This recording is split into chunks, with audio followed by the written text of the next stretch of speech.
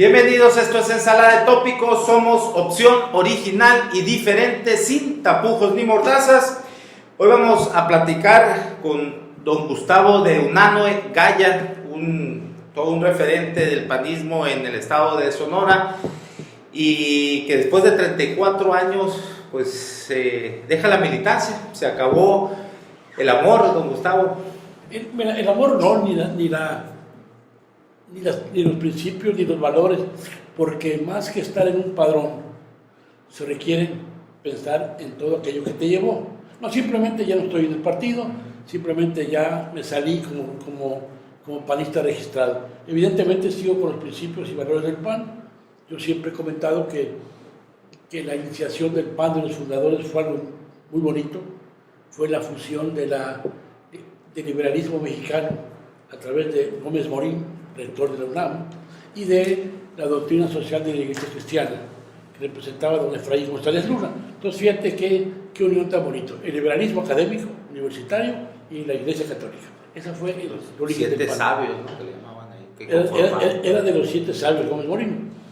Todo un personaje, fue secretario de Hacienda, en fin. Y creo yo que esos principios y esos valores, el partido como tal lo está perdiendo, no el partido, la gente que está en el partido.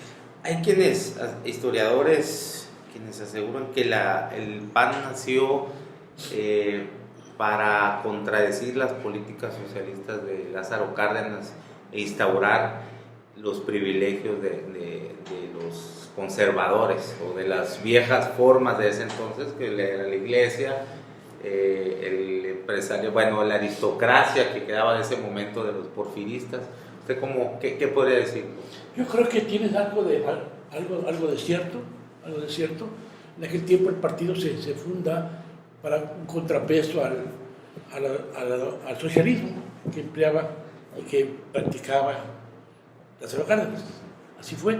Y también, cosa curiosa, los principales fundadores del partido, no sé por qué razón, eran muchos abogados, pero abogados con esa tendencia, ¿no? Y así fue.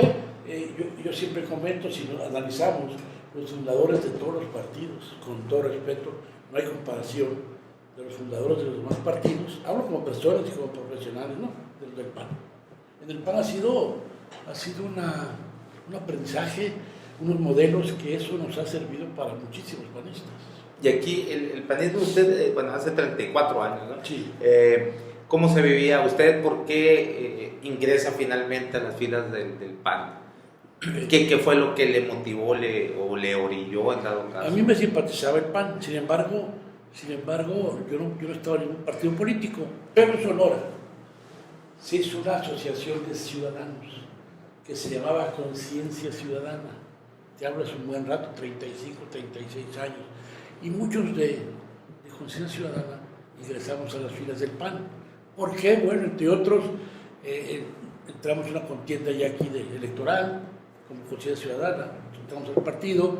Entre otros nos jaló mucho, por ejemplo, en mi caso personal, Perón Rosas, que estaba en KGM, Norberto Corella, siempre me acordaba yo que decía él, en aquel tiempo, decía, no nos quieren, pero nos respetan. Y ahora veo que muchos ni nos quieren ni nos respetan. O sea, hemos perdido ese respeto ante la ciudadanía que antes la teníamos. También hubo muchos modelos que después tuvo el partido, el Cloutier, uno de los grandes líderes, y otro personaje que ha sido realmente un filósofo sensacional a nivel nacional, Carlos Castillo Peraza. Qué cosa curiosa, te hago el comentario, siendo todo un personaje, todo un filósofo, presidente a nivel nacional del partido, no fue mal candidato, fue pésimo candidato. Sí. Es decir, cada quien tiene para lo que sirve, ¿no? De hecho, formador, ¿no?, de Margarita claro. Zavala y de Felipe Calderón. Muy amigos. Sí. Por ahí también, y muy conservador, ¿no?, en sus posturas. Yo recuerdo cuando quería sacar los libros de texto a Benito Juárez. Carlos Castillo, yo creo que era su idea, ¿no?, pero al último no entró, por favor. Muy bien. Bueno, y finalmente, ¿qué es lo que pasa, don Gustavo, acá en el PAN? Siempre el PAN se ha caracterizado por tener una militancia muy impredecible, ¿no? Pero además rebelde hacia el interior, pues, ¿no? Siempre ha habido este tipo de pugnas o muchas crisis dentro hacia el interior. Sin embargo, pues de alguna u otra manera, pues ahí se ha subsanado, ¿no? Recuerdo también una vez que mandaron de delegado a Manuel Espino, ¿no? Porque aquí no se ponían de acuerdo. Es otra historia muy interesante. Fíjate, con Espino. Espino lo mandó Felipe Calderón. En aquel tiempo tenía mucha influencia en el partido Mario Fabio, en el PAN. Había muchos problemas internos. Mario Fabio. Sí. Beltrones. Y Felipe Calderón mandó un delegado a Espino. Cuando era presidente del partido. Y cosa curiosa, porque terminaron peleados Sí. Espino y expulsados. Felipe Calderón, expulsado Espino. Pero bueno, vino Espino y realmente hizo una labor muy buena. Yo creo que el PAN se modernizó con Espino. ¿A qué me refiero que se modernizó? Bueno, ya había opciones para ganar, ya estaba una organización adecuada. Creo que hizo una gran labor Espino, a pesar de que terminó siendo expulsado del PAN. Pero en el PAN, como siempre, la formación y los ejemplos eran de que cada quien es libre. Entonces, eso ocasionaba muchos problemas internos. Yo te pongo el ejemplo del PRI.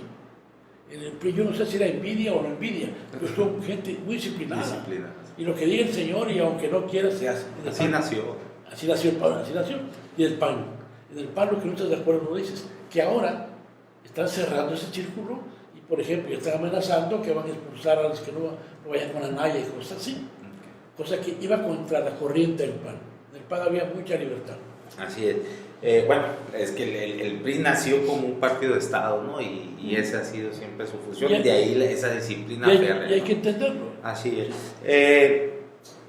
Entonces, bueno, como decíamos, se subsanan todas estas diferencias hacia el interior. Y ahora, ¿qué pasa, Gustavo? Acusa, bueno, yo he escuchado algunas entrevistas de usted, señala que hay un pues adueñamiento del partido por la dirigencia estatal, que esta a su vez obedece a la nacional. Mira, bueno, yo te hablo cuando me tocó a mí manejar el partido. Yo tuve esa grata experiencia. Y a mí me tocó, entre otras cosas, el triunfo de Fox. Yo estaba el presidente del equipo. ¿Qué pasaba? Yo te decía hace un momento, había mucha libertad de expresar lo que uno pensara, y había, claro, un partido a nivel nacional, pero había mucho respeto para los partidos estatales. Es decir, aquí se decidían los puestos. Había autonomía. Claro, y había democracia, había un consejo estatal, que ahora ya se cambió por otra figura que no había en mi tiempo, que se llama la Comisión Permanente. Esa Comisión Permanente es la que decide sí o no. Pero todo eso está, ¿qué te diré?, encadenada con lo que diga México.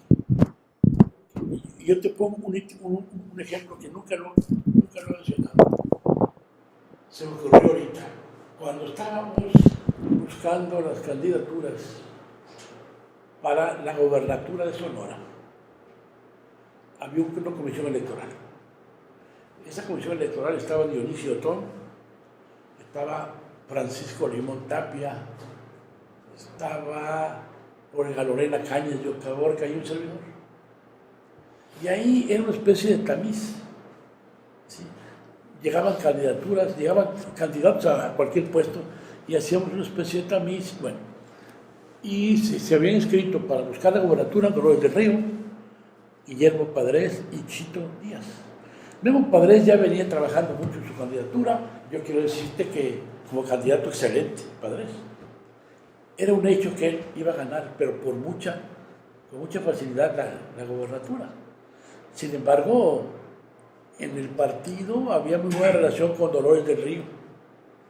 Y allá decían en México que iba a ganar Dolores del Río. No sé con qué encuestas. Aquí nosotros teníamos todas las encuestas del Estado y veíamos que iba a ganar fácilmente Padres. Y había una cierta presión del CEN para que fuera Dolores del Río. Bueno, y les mandamos el mensaje que si se iban por ese lado, renunciáramos. La comisión electoral iba a ser un golpe para el partido. Y entonces, ¿qué hizo el CEN? Se hizo a un lado y respetó la decisión que... ¿Quién presidía entonces el PAN? A nivel nacional. Ay, no sé si... César Nava, me parece. César Nava, sí.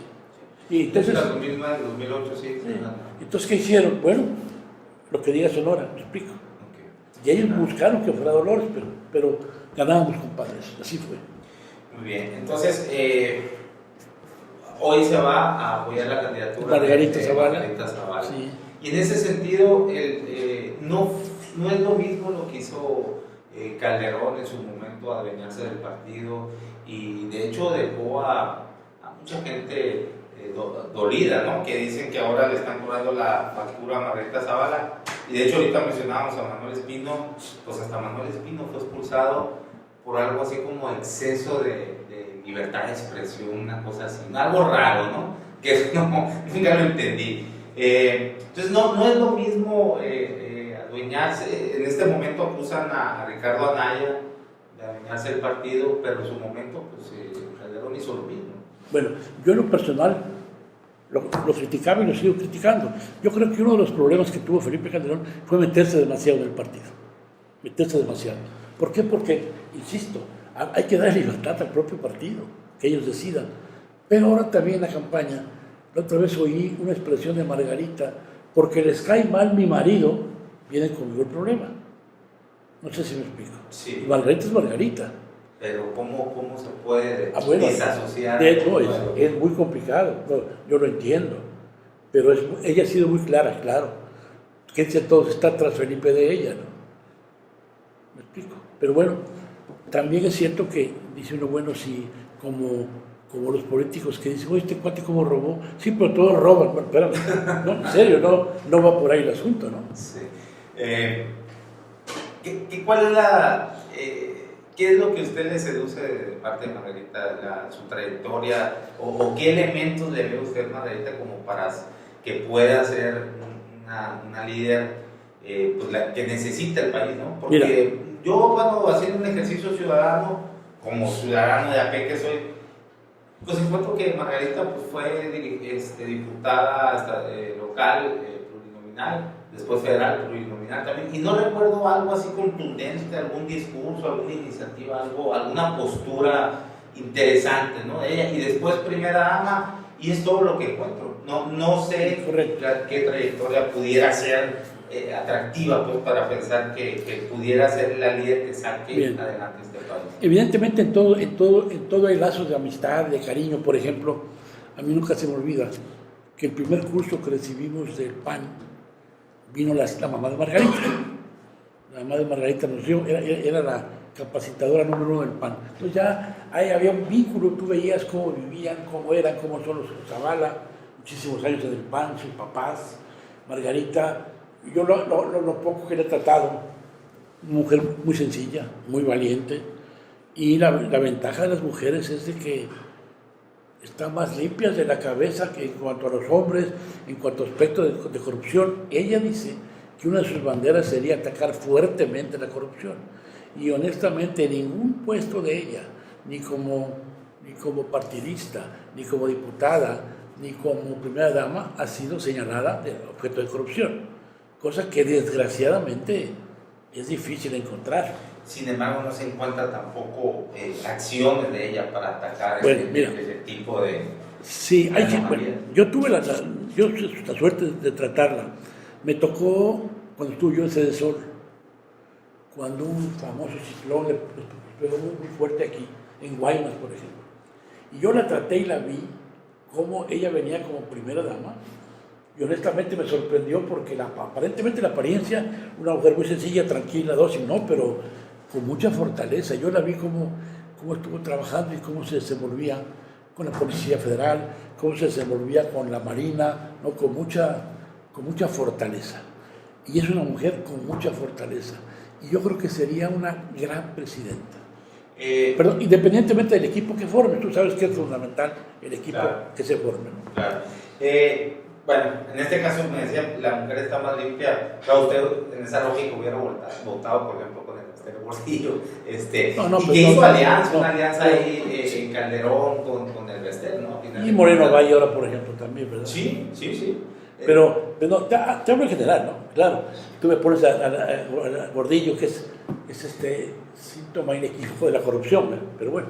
Sí, no, yo para señalar nada más creo que no, esta cuestión de la corrupción no es algo que tenga que ver con los sexos, ¿no? Pienso yo creo que a lo mejor esta es una estrategia que van a buscar ustedes ponderar, ¿no? De una mujer que tiene una imagen sencilla, una imagen. Sí, la imagen de Margarita Calderón sí es de una mujer así sencilla, tranquila, pero bueno, habría que ver, digo, como les decía, hago ejercicio ciudadano y no encuentro, bueno, lo que encuentro son muchas nada, ¿no? Con Margarita Zavala, no entiendo yo cuál puede ser su trayectoria cuando la oposición es, para ganarse una candidatura, pues es un arduo trabajo, ¿no? De lucha, y yo no encuentro esa relación con ella. Más allá de que es esposa de Felipe Calderón, que dejó a mi gusto pues un déficit enorme en el país en cuanto a lo social, en lo económico, la corrupción también poco. Pero a ver, se atacó. Perdón, sin embargo, hay hechos que no puedes negar. Felipe Calderón puede andar en campaña perfectamente. ¿Felipe qué? Calderón puede andar en campaña acompañando a su mujer o otros candidatos, cosa que otros expresidentes no lo vemos. Y yo podría, está el término medio sangrón, yo podría afirmar que el señor tiene más positivo que negativo. Evidentemente tuvo mucho negativo, pero tú lo ves en las campañas, la gente, ya ha habido actos nada que ver con la política, las carreras, el fútbol. Pues ha tenido los dos, ¿no? Porque también en Cancún ahí hubo quienes... No, pero bueno, tú te das cuenta cuando son orquestados, pero a lo que voy es esto. Tú has visto a un salir de Gortari en campaña, ¿verdad que no? ¿Has visto? No, la esposa no está interesada. Vas a ver a Peña Nieto en campaña, ¿verdad que brinca? Pero bueno, bueno, nos decía ahorita, antes a los panistas no nos querían, pero nos respetaban. Hoy ni nos quieren ni nos respetan. Creo que va mucho por gobiernos precisamente como los de Fox, Calderón, insisto yo, pues, donde no hubo esa llamada transición, yo le pongo entre comillas, pues no se vio así, ¿no? O sea, siguieron las mismas formas, los mismos fondos, pues se deshizo ese entramado tan mañoso de corrupción que hay en el país. Y también tenemos el ejemplo que en el Estado, como lo de Guillermo Padres, y ese contubernio que las cúpulas panistas han formado también con el PRI a la hora se entienden muy bien ahí arriba, ¿no? A la hora de trabajar por las mismas élites, las mismas cúpulas, pues nos han dejado claro que a final de cuentas representan los mismos intereses. Bueno, ¿no? y esa es la desgracia que está pasando el país, la clase política, todo lo mucho que ha dejado que desear.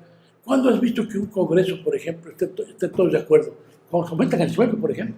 ¿Cuándo qué? Se aumentan el sueldo. O sea, me explico, o sea, pero es parejo, y tú ves los presupuestos, son majaderos de los diputados, de los senadores. Y evidentemente por eso la gente no quiere saber nada de los partidos políticos. Tanto los partidos como los políticos les hemos quedado mal al país, definitivamente. Pero ahora también vamos a jugar y vamos a ver cada gobierno. Por ejemplo, el caso de Fox. Yo digo que Fox como candidato no era bueno, excelente. Como candidato fue excelente, de verdad, como candidato. Como gobernador para mí fue regular porque tuvo un equipo de trabajo. Como expresidente, muy mal expresidente. Pésimo. Bueno, pero por ejemplo, el caso de Fox hay muchas cosas valiosas que tenemos que ver aquí. Él fue en la transparencia, por ejemplo, sí. En Cedesol, híjole, la mayor parte de programas vinieron de ahí, porque tenía, por ejemplo, una gran funcionaria y mala candidata, Josefina Vázquez Mota. Fíjate, y la mayor parte de programas de ahí vinieron de esa época. Tuvo muy buen gabinete Fox en general, y una de las cosas que a mí más me gustó, no todos eran panistas. Él buscó gente de fuera, cosa que también es importante, que el nuevo gobierno esté formado de diversas, independientemente de qué partido sea. Por ejemplo, cuando estaba Cloutier de candidato, él decía que él, si iba a ganar, le pedía a la oposición completa que le mandaran 3 candidatos a la Contraloría de la República, la oposición. Es decir, tenemos que gobernar así. Pero insisto, le hemos quedado mal a la ciudadanía, pero también no todos somos corruptos, ni todos somos palomitas, pero sí es importante que levantemos la mirada. Altura de miras, decía Juan Morín. Todo lo que ha estado mal, desecharlo. Y el gran error para mí de Fox, cuando tomó posesión de la presidencia del país, el día que tomó posesión traía como un 76% de apoyo. Híjole, para mí fue la principal crítica que tuvo Fox. Tenía el suficiente apoyo para cambiar muchas cosas. Yo creo que ya no sabía uno, o no pudo, porque las redes estaban muy complicadas, o no pudo, o no supo, pero era la gran oportunidad. Sí, sin embargo, pues pactó con Salinas. Pues no sé si pactó o no, pero el caso es que pues desaprovechó esa gran oportunidad, que nadie la ha tenido, porque cuenta con otro Calderón, ¿verdad? Sí, y en ese contexto, hablando me dice, debería haber pluralidad en el gobierno, ¿no?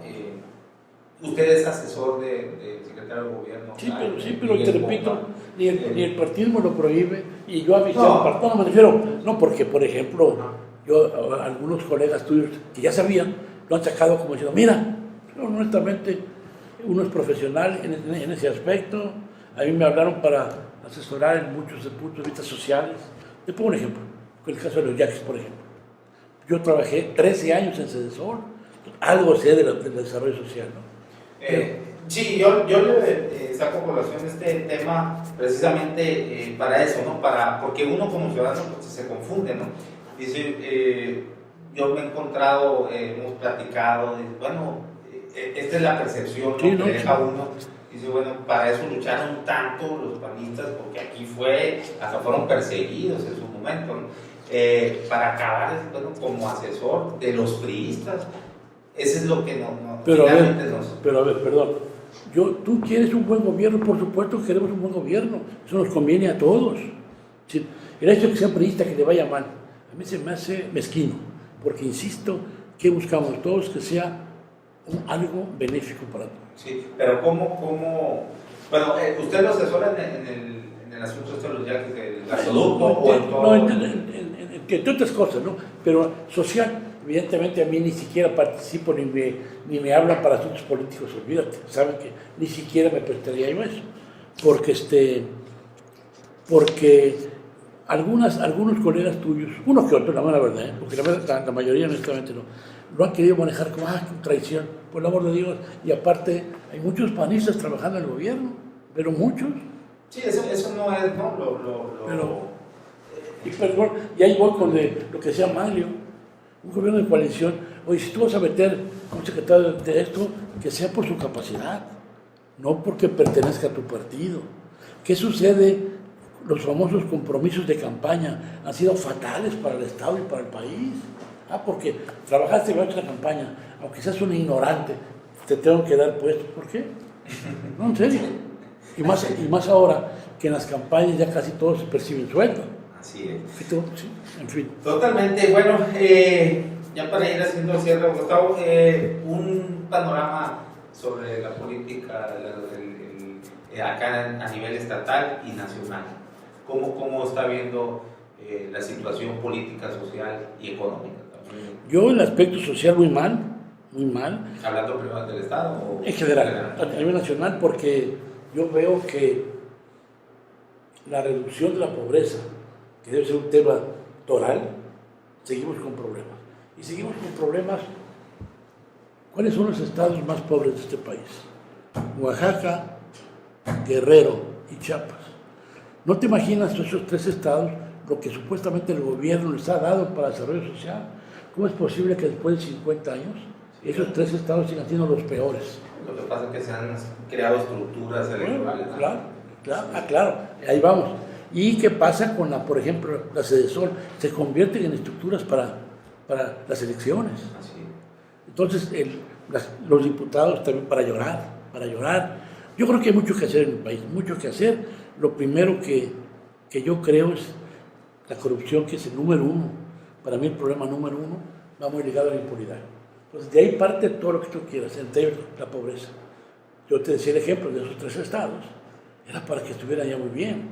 Por ejemplo, en el caso de los yaquis, oye, los yaquis son 30 y tantos mil yaquis y siguen con problemas. ¿Por qué? Porque siempre se ha querido hacer lo mismo, pues vas a conseguir los mismos resultados. Pero yo insisto, todo parte de la impunidad.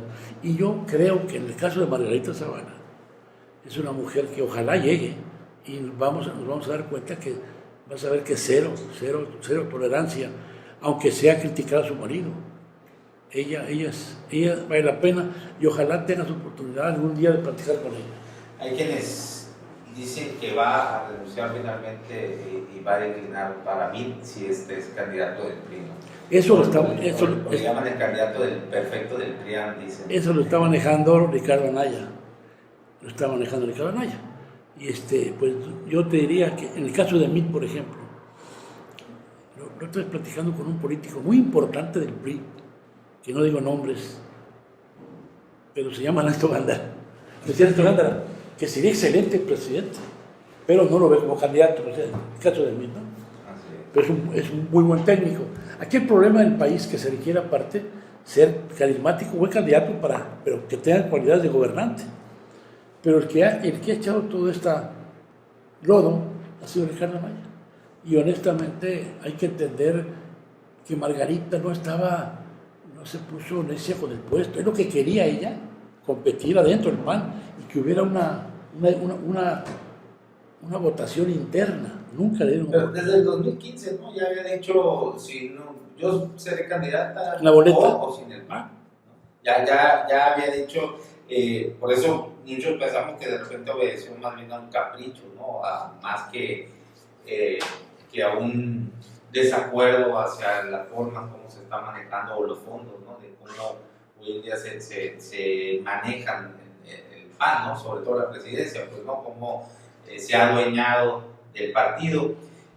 Cosa que le decía, en su momento pasó lo mismo, pues, ¿no? Con Calderón. Entonces, aquí lo que queda claro es que Margarita Zavala ya tenía, pues muy fija su idea de que iba a ser candidata a como fuera, ¿no? Bien, he estado escuchando últimamente unos independientes, Marian Martínez, Mario Martínez. Va dentro de la misma estructura, igual Luis Fernando Rodríguez. No, Mario Martínez trabaja en el equipo de Margarita Zavala. Okay. O sea, en un grupo que se llama MZ, sí, Zavala. El otro que también trabaja ahí, David Figueroa. No, el caso de Luis Fernando fue sorpresa para mí, para muchos, de que él no tenía contacto con. Sí, lo vi otra vez cuando me dijo, no, yo no sabía. Pero no, va por su rumbo, ¿no? Porque él fue, creo, particular, estuvo hace algún tiempo, Okay. Particular. Bueno, muy bien, pues muchas gracias. Te lo agradezco. Gustavo, no sé cómo qué, pues les deseo suerte y bueno, esperemos que sea algo, no puedo decir independiente, ¿no? Porque alguien que renuncia recientemente a un partido es independiente de las siglas del partido. No, pero también imagínate, es una desventaja la estructura. No, claro, sin estructura es una desventaja. Y perdón, y otra de las cosas que está muy confusa, casi 1 millón de firmas. Está en chino y ahora con aplicaciones. 7,000 firmas diarias. La verdad. Y ahora, ¿cómo van con eso? Apenas empezamos ayer. Ahora, fíjate que ¿tú crees que hay 49 creo inscritos, no? No, ya van por 80. Se volvió una fiesta, qué una pachanga. Qué poca seriedad. Yo creo que cuando mucho, yo creo 2. Es que está en chino, ¿no? Y es una estructura que no hay, como la que tiene un partido político. Sí, yo creo que van a acabar 3, 4 candidatos. Yo calculo que 12, no, es que ¿2? Yo calculo. Margarita Zavala. Espero que sea Margarita. Bueno, pues es que hay quienes sí traen también bastante recursos, ¿no? Como Ríos Peter o Ferriz de Con, dice que ya, no me acuerdo, dijo una cantidad ahí enorme de firmas que ya tenía. Por ahí, ¿quién más? Ah, el Bronco, que también tiene No, estructura, pero- ¿no? bueno, ponle 3, no más, pero los demás que poco serios, ¿no? ¿Qué piensa, por ejemplo, qué opina sobre la postura de Álvarez y Casa, que se bajó porque dijo que no iba a ser comparsa del PRI, que era o como se conformó todo esto? Pues, Ay, yo tengo mi opinión sobre ello, yo lo veo medio protagónico, Álvarez y Casa. Yo creo que cuando vio que su aspiración súper legítima, ¿no? Pero cuando vio todas esas, también la verdad, estas trabas, casi un millón de firmas, está en chino, ¿eh? Y si no tienes ninguna estructura atrás, sí. pues está muy caro. Porque también por otra cosa, Flores Chacón ya tiene años trabajando, Sí. y es muy famoso era y todo, ¿no? Así. Y el Ríos Peter, que yo creo que es un buen elemento, pero yo no creo que le alcance. Y en el caso del Bronco, no sé si has visto a su exmujer. ¿No has visto los videos? No. Dios mío de mi vida. Lo está acusando. Pero de lo que se te ocurra. Bueno, pues también puede ser una campaña. No, bueno. Y Todo pasa. también esta campaña va a estar muy cochina. Muy cochina, así es. Y ahora las redes sociales van a Peor. subirse, ¿no? Ahora sí va a ser una campaña muy basada también en las redes Sí, sociales. claro. No va a haber una parte importante del voto. Bueno, muchas gracias, Gustavo. Al contrario. Esto fue Ensalada de Tópicos. Somos opción original y diferente, sin tapujos ni mordazas. Les recuerdo que enrollen sus problemas, prendan sus ideas y fúmense la vida. Gracias. Muy bien.